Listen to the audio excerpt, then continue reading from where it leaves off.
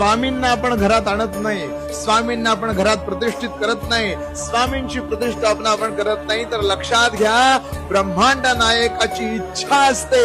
स्वामी समर्थ महाराजांची ज्यांना आपण परब्रह्म म्हणतो त्या भगवंताची इच्छा असते, म्हणून या सगळ्या गोष्टी होतात. महाराजांचं लक्ष असतंय म्हणून आपण त्यांची सेवा करू शकतो. महाराजांची इच्छा असते म्हणून आपण त्यांना देवाऱ्यात बसवू शकतो.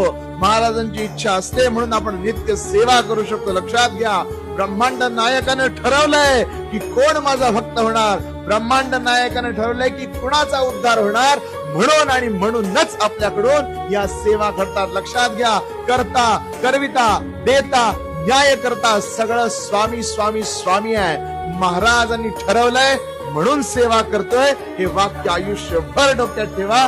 कधीही गर्व, कधी ईर्षा, कधी दंभ मनात येऊन स्वतःची सेवा वाया जाणार नाही. श्री स्वामी.